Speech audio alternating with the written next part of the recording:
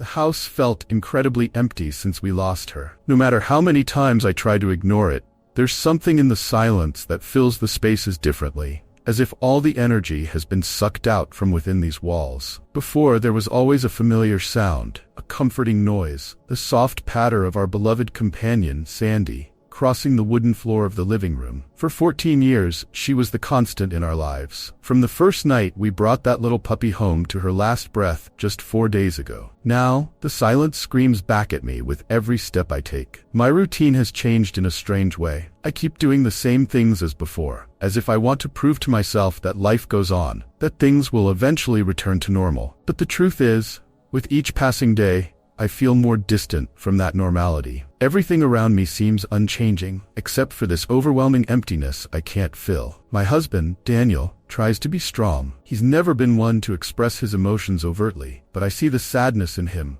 a kind of shadow that never strays too far away. He's offered to remove Sandy's things, her bowls, her bed in the corner of the living room, but I can't. They're still there, untouched, as if I'm waiting for her to come back and use them again. Absurd, I know, but the thought of removing any trace of her makes me feel like I'll somehow be erasing her existence. On the first night I heard the sound, I woke up suddenly. It was cold, colder than usual. A chill ran down my spine, but it was the sound that brought me to full consciousness. A sound I knew so well, but that shouldn't be there anymore. The soft, rhythmic tapping of Sandy's nails on the wooden floor. I squeezed my eyes shut, imagining it was just my mind playing tricks, an illusion generated by grief. But as the sound persisted, I felt my heart race, and a knot formed in my throat. It was her. I knew it was her. I turned slowly to the side of the bed, placing my hand on Daniel's shoulder. "Do you hear that?" I whispered, trying not to sound crazy. He, still half asleep, mumbled something unintelligible, but I insisted, giving him a gentle nudge. "Daniel, listen." He woke up a little more, rubbed his eyes, and fell silent, listening with me. And then I saw it. His expression changed, not from fear, but from surprise. He was hearing it too. It sounds like Sandy," he said, his voice hoarse from sleep. The sound stopped as suddenly as it had started, leaving us lying there in the dark, caught between the desire to believe the impossible and the fear of losing our sanity. "It was just our imagination," he said, as if trying to reassure me, but his words lacked the conviction I had hoped for. We were both shaken, even if we wouldn't admit it. The next day was a blur. I went to work, but everything felt foggy. I couldn't shake that sound from my mind. I thought about mentioning it to a few colleagues, but quickly dismissed the idea. What would I say? That I think I heard my dead dog walking around the house? They would surely look at me as if I had lost my mind. Back home, the emptiness felt even denser. Sandy's absence was so palpable I could hardly breathe. I wandered through the rooms, as if searching for something, anything, that could confirm that what we heard the night before was real. But nothing happened. Then, on the following night, it happened again. It was around 3 in the morning. I woke up abruptly, not knowing why. My eyes slowly adjusted to the darkness, and there it was again. The sound of those little nails clicking on the floor. This time, my heart began to pound almost instantly. I wanted to wake Daniel again, but something inside me told me not to. Instead, I remained still, eyes closed, as if pretending to be asleep was a way to let things unfold without interference. I knew she was there, walking around the room, circling the bed. My whole body was tense, trying to stay calm while the sound continued. The minutes dragged on, each click resonating in my head. I don't know how long it lasted, but it felt like an eternity. When the sound finally stopped, I was covered in cold sweat. I didn't move, didn't look around. I just lay there, waiting for sleep to take me back to unconsciousness. The next morning, I felt exhausted, as if I hadn't slept at all. The day passed just like the one before. I was present, but at the same time, I wasn't. My mind was somewhere far away, repeatedly returning to those nights, trying to find an explanation. Part of me wanted to believe it was her, somehow coming back to comfort us. But there was another part, a larger part, that couldn't accept it. Something about the sound, about the way it unfolded, didn't feel right. It was unsettling. I told Daniel what had happened, and he tried to brush it off, saying it was probably just the wind or the old wood of the house creaking. But I knew he didn't believe that as much as I did. He was just trying to rationalize something that couldn't be explained. That night, I decided to record the sound. I was determined to prove to myself that I wasn't going crazy. So when the sound started again around 3 in the morning, I grabbed my phone from under the pillow and hit the record button. Once more, I lay there in silence while she, or whatever it was, walked around the room. The sound was clear, unmistakable. When it finally stopped, I stopped the recording and tried to go back to sleep. if you can call that tense and restless state sleep. The next morning, I reviewed the recording. My heart raced when I heard the sound of the nails clicking on the floor again. It wasn't my imagination, it was real. I shared the file with my family. We all believed it was her. We all felt her absence so deeply that perhaps we wanted to believe. The third night was different. I was already waiting for her, not for the sound, but for something. Anything that could fill the void left by Sandy. This expectation had become part of my nightly routine. When I lay down next to Daniel, the room felt bigger, colder. Her absence, lying at the foot of the bed, was a constant pain. I no longer deluded myself into thinking that time would heal this loss. It was as if she had taken a part of me with her. This time, I didn't fall asleep right away. My eyes were fixed on the ceiling, or maybe on nothing at all. I wasn't sure what to expect, but my body was tense, waiting for that sound. Sometimes it felt like if I just wished hard enough, she would really come back. My thoughts wandered between acceptance and denial. A part of me wanted to believe that what we heard was real, that somehow Sandy was there, still connected to us in a way I couldn't understand. Another part of me, the more rational side, knew that this was impossible. Hours passed slowly. The clock beside the bed read 2:45 a.m. when I finally felt my eyelids growing heavy. I was on the brink of sleep when I heard the first click. My eyes snapped open instantly. The tension in my body returned, stronger this time. I lay still, breathing softly,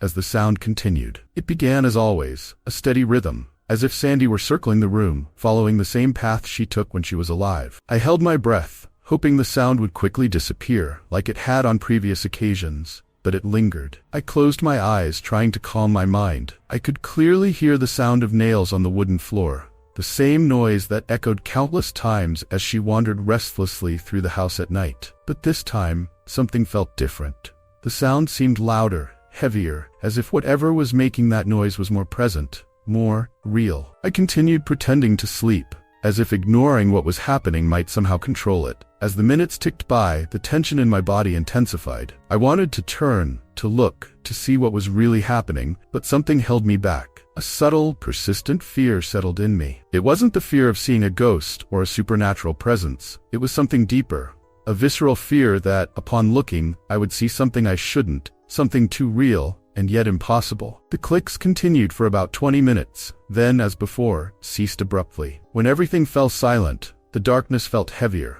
almost suffocating. I waited, motionless for a bit longer, but nothing happened. With my heart still racing, I finally drifted into a restless sleep. The next morning, I awoke with a sense that something was wrong. There was a strange quietness in the house, denser than the usual silence. Daniel was already up, making coffee in the kitchen. He seemed calmer than I did, as if the previous nights hadn't left marks on him. As I sipped my coffee, he tried to start a conversation about getting back to our routine, maybe taking a trip to clear our heads, something to distract us from the pain. I nodded, but my mind was elsewhere. The sound of Sandy's nails was still fresh in my memory, echoing in the back of my mind like a scratched record, replaying the same tune. I didn't mention the recording to Daniel that morning. Something told me to keep it to myself. I spent the day trying to focus on work, but I couldn't stop thinking about the previous nights. Every misplaced noise made me jump. When the phone rang at noon, it was my sister. I had sent her the recording the day before, and she was curious, wanting to know more. "Do you really think it's her?" she asked, her voice heavy with disbelief and curiosity. "I don't know," I replied, exhausted. "It sounds so real, but at the same time, I know it's impossible." She hesitated before responding. "Well, whatever it is, are you sure there's no one else in the house? I mean, maybe, I don't know, someone could be playing a prank?" I laughed, a humorless laugh. "Who would do that, Julie? Who would come here at night just to make noise? It doesn't make sense." "You're right," she agreed, but the concern in her voice lingered. "Just be careful. It could just be grief playing tricks on you. But if it keeps happening, maybe it's worth investigating further." The thought of digging deeper made me uncomfortable. On one hand, I knew I needed answers, but on the other, I feared what I might find. Still, that night, when the sound began again, I was prepared. I grabbed my phone, ready to record once more. The sound of nails was unmistakable, and this time it felt even more insistent, more close. I decided not to pretend to sleep. I sat up in bed, clutching the phone to my chest, trying to pinpoint where the sound was coming from. My eyes scanned the dark room, but nothing was out of place. The sound continued, circling the room, but I couldn't see anything. A wave of panic washed over me, but it wasn't the irrational fear of the supernatural. It was a fear deeply rooted in the unknown, in the fact that something was happening right in front of my eyes, and I couldn't comprehend it. Finally, after about 30 minutes, the sound stopped once more. I turned off the recording and collapsed onto the bed, exhausted. But that night didn't bring rest. I slept, but my dreams were filled with disjointed, unsettling fragments. In the middle of the night, I woke up feeling as if someone were watching me. I looked around, but the room was empty. Only the heavy, oppressive silence remained. In the following days, I kept reviewing the recordings. I sent one to a friend who is an audio expert, hoping he could provide some logical explanation. When he got back to me, he said the sounds were clear, but he couldn't identify the source. He suggested it might be some sort of background noise picked up by the microphone, something imperceptible to normal human ears. But I knew that wasn't it. The sound of the nails was too clear, too specific. I wasn't imagining it. Meanwhile, things started to change inside the house. Small, strange events began to happen. A glass I was sure I had left on the counter was on the floor the next morning. A window I always kept closed was open when I got home from work. Small things, almost imperceptible, but they began to add up. Doubt settled deeply in my mind. Was I really losing touch with reality, or was there something or someone messing with me? I talked to Daniel about these incidents, but he insisted that it was all just the result of stress and grief. You need to rest.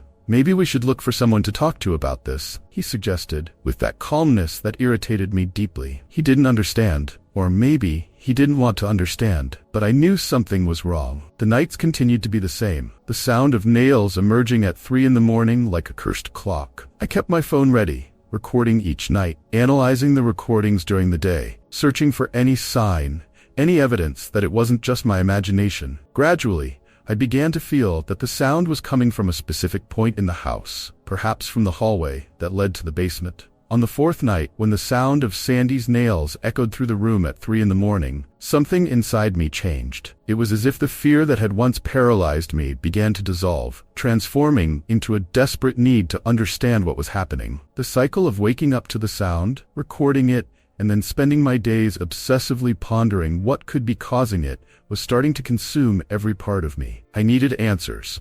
I got out of bed, leaving Daniel asleep. I picked up my phone once again, not to record, but to use the flashlight. The lights were off, and in the dark, the sound of nails seemed even more vivid, as if Sandy was moving with purpose, making her presence felt with every step. The initial fear had given way to a disturbing curiosity. What was causing that sound? Could it be some kind of intruder, or was my mind playing tricks on me in a way I couldn't fully comprehend? I walked slowly through the room, each step hesitant, trying to trace where the sound was coming from. I opened the bedroom door, and the sound seemed to move into the hallway, as if it were leading me somewhere. The flashlight flickered in my hands, illuminating the path ahead. Everything seemed normal, but I felt an unsettling presence around me, something I couldn't explain. When I reached the hallway, the sound of Sandy's nails grew more intense. It was as if she was circling around me, yet there was nothing there. The beam of the flashlight only lit up the polished wooden floor, with no visible clues. I walked to the end of the hallway and stopped at the basement door. I had never cared much for that place. It was mostly used as a storage area, filled with boxes and old things we had accumulated over the years. However, something now drew me to it, a strange feeling that the answers I was seeking might be hidden in that dark, forgotten space. My hand hesitated on the doorknob for a few moments. The sound had stopped, leaving the environment heavy with oppressive silence. I took a deep breath and finally turned the doorknob. The door creaked in its usual way, echoing through the house. I descended the stairs slowly, each step making me more tense. The flashlight flickered in my sweaty hands, illuminating only parts of what appeared to be a common, disordered basement. But I knew something was wrong. The air was thick, and the feeling that I was not alone was overwhelming. Upon reaching the concrete floor, I noticed something different. A cardboard box had fallen on the ground, its contents scattered around. It was one of the old boxes we had never touched since moving into this house. Curious, I approached the mess, pointing the flashlight directly at it. Old books, family photos, and a hardcover notebook that looked like it hadn't seen the light of day in years. I crouched down and picked up the notebook. Its pages were yellowed, and when I opened it, I felt a wave of nostalgia mixed with something darker. The initial pages were filled with notes from the previous owner of the house, a family that lived here decades before we moved in. But as I turned the pages, the content changed. From normal notes about the house and daily life, the words began to take on a darker, more disconnected tone. There were descriptions of strange sounds, sightings of shadows, and mentions of presences in the house. The handwriting became more erratic as the pages progressed. "I hear footsteps at night, but I can't find anything," read one entry. "Something is watching us. I know it." Another excerpt mentioned clicks echoing through the house. My heart raced. The sound described in the notebook was exactly what I had been hearing. The same clicks, the same feeling of being watched. I quickly flipped back through the pages, reading fragments of a story that felt disturbingly familiar. The notebook abruptly ended with a final line written in shaky letters. "She is here, I can feel it, and she will never leave." My mind spun, trying to process what I had just read. I knew something was wrong with that house. But this felt far beyond what I was prepared to handle. I closed the notebook with a snap, threw it back in the box, and hurriedly climbed the basement stairs. I didn't want to stay down there for another second. As I exited and closed the door behind me, my whole body trembled. There was a dark truth hidden in that house, a truth I was just beginning to understand. Yet, at the same time, I still refused to believe that something supernatural was involved. I needed a rational explanation. I needed to investigate further. In the following days, I plunged into a frantic search about the house and its former residents. I called the real estate agency, spoke with older neighbors, spent hours rummaging through old files at the local library. I discovered that the house had a peculiar history. Nothing extraordinary, but something caught my attention. The previous family that lived there had moved out suddenly, almost without explanation. They never sold the house. They simply left it empty for years until we were the first to buy it after their departure. But why would they abandon a house like that so suddenly? No one seemed to have a clear answer. At the same time, I began to feel a shift in the atmosphere of the house. The sound of Sandy's nails continued to appear every night, but now there was something more. Objects started moving inexplicably. Once, I found a dining room chair turned on its side, as if someone had pushed it forcefully. On another occasion, one of Sandy's bowls, which I hadn't had the courage to put away, was found upside down on the kitchen floor. I asked Daniel if he was moving things, maybe trying to pull a prank on me, but he denied it. His face showed genuine concern, but it also began to reveal impatience. He was tired of all the mystery. I, however, was obsessed. I could no longer ignore what was happening. I spent hours analyzing the audio recordings I had made, searching for any detail that could explain what I was hearing. Every night, I recorded the sound of Sandy's nails with even more precision, trying to identify any anomaly that might indicate a rational origin. It was during one of those nights, while examining the recorded audio, that something caught my attention.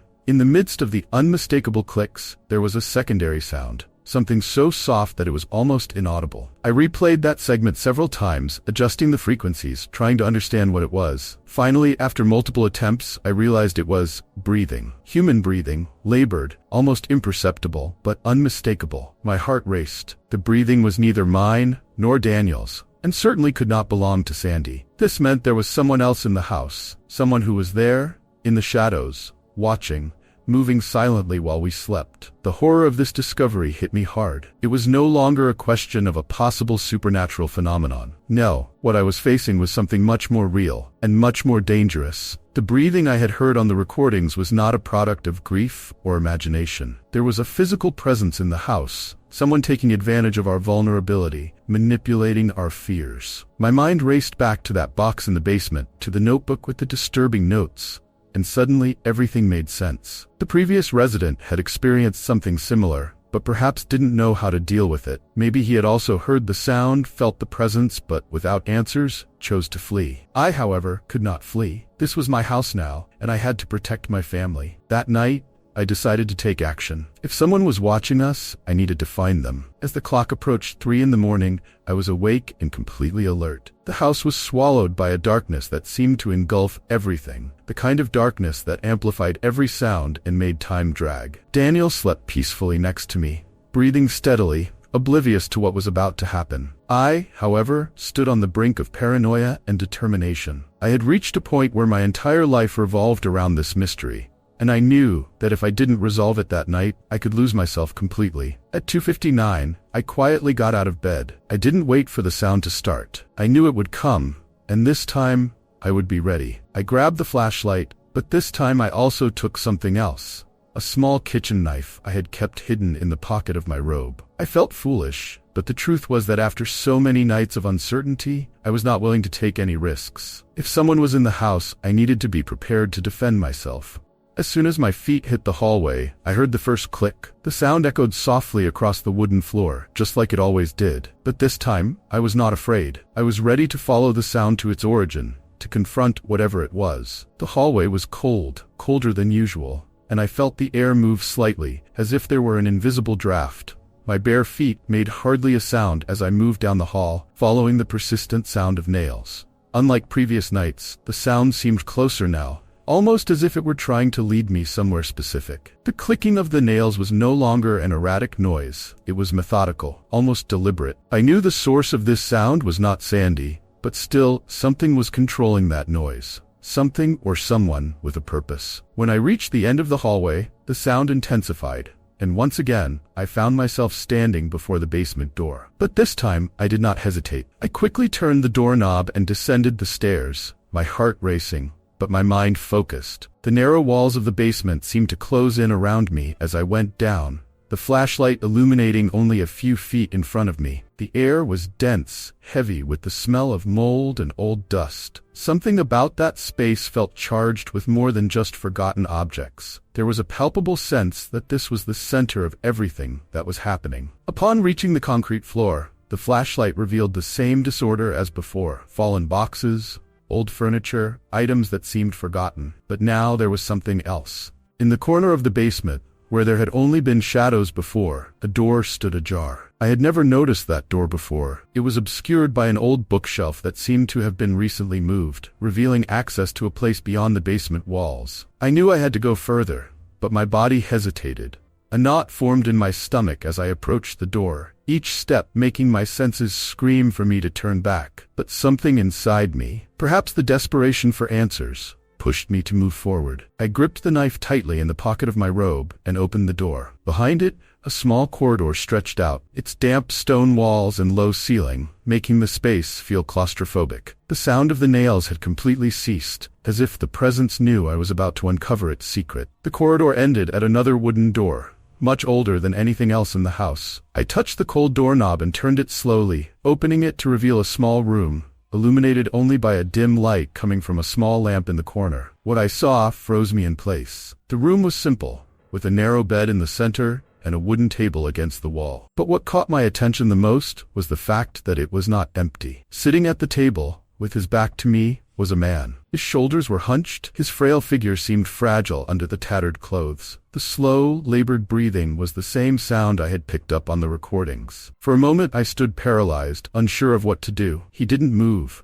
didn't acknowledge my presence, but I knew he was aware I was there. Slowly I began to approach, my feet making almost no sound on the stone floor. When I was just a few feet away from him, he finally spoke, his voice hoarse and low. "You heard her too, didn't you?" The question hung in the air like a threat, laden with a sadness I couldn't comprehend. I didn't respond. My mind was spinning, trying to understand who he was, how he had ended up here, and why he was hiding in my house. "Who are you?" My voice came out weaker than I expected. "What are you doing here?" He chuckled softly, a sound that sent chills down my spine. Slowly he turned to face me. His face was aged, marked by years of suffering. His eyes, however, were clear and fixed on me with a disturbing intensity. "She doesn't let you rest, does she? Just like she never let me. She wants you to feel, to know." "Hill?" I asked, even knowing the answer would be something I wasn't prepared to hear. He stood up from the chair, his body trembling slightly with the effort. "That dog? Sandy, you called her? She's here, just like she was with me. I lived in this house for years before you.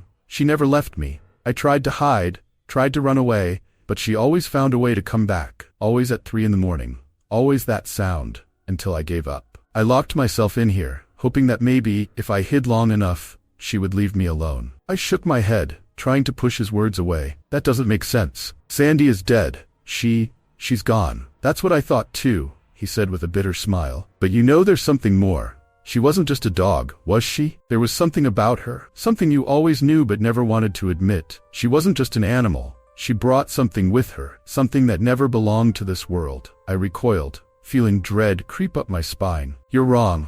This is madness." But he only shook his head, as if he had heard that denial many times before. "You can deny it as much as you want, but she's going to keep coming back. And one day, you're going to understand, just like I did. I was about to respond when I heard the sound again, the click of Sandy's nails. But this time, the sound wasn't coming from upstairs. It was right there, in the room with me, reverberating against the stone walls. The man smiled sadly and moved to the corner of the room, curling up as if he knew what was coming. Suddenly, the lantern in my hand flickered and went out. The room plunged into total darkness, and the sound of the nails grew louder, closer. My heart hammered in my chest as I frantically fumbled for the lantern switch. When I finally managed to turn it back on, the man was gone. The room was empty. I looked around, panic overwhelming me. How had he disappeared? And more importantly, what was making those sounds now? I dashed out of the room, back down the narrow hallway, racing up the basement stairs as fast as my legs would carry me. The sound of the nails seemed to follow me, echoing behind me like an invisible presence.